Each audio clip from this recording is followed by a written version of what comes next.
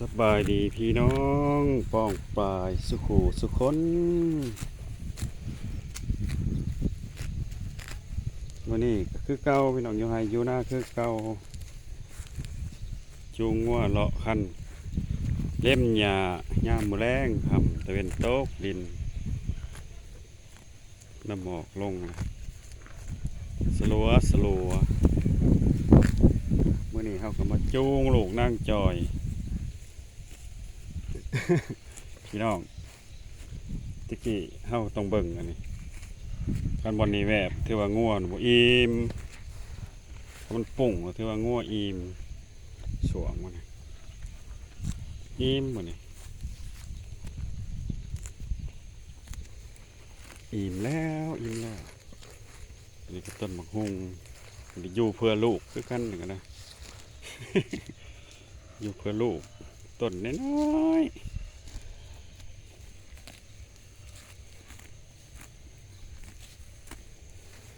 เขากันยังบ่ทันเกี่ยวสุกเรืองเฮืองเต็มทงพี่น้องเอ้ย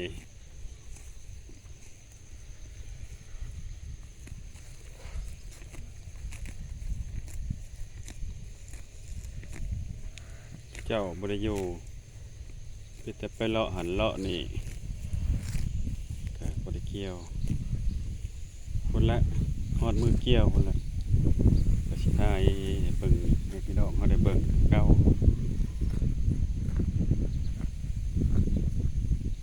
เกี่ยวบ่ได้เอารถดูดก็เจ้ามายากก็จะว่าเอาใส่จักตัดหญ้าแล้วตัดเอาตัดกองละ1ละเนิดแล้วนะคือเก่าพี่น้องเลย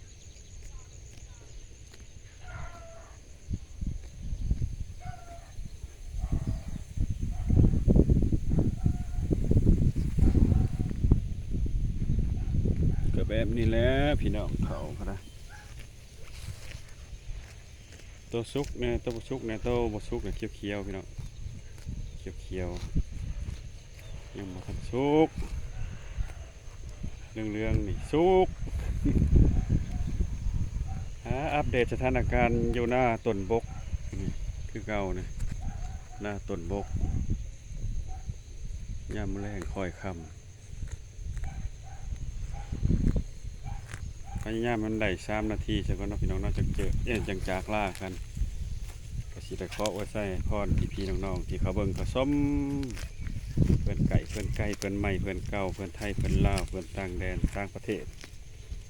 ขอบบุญขอบคุณขอมกขอบใจทุกทานเด้อสำหรับคลิปนี้บ๊ายบายขอกันมือหน้าคลิปใหม่อีกเนาะมื้อนี้ก็เอาลูกนั่งจอยเขาขอกเขาแรงซะก่อน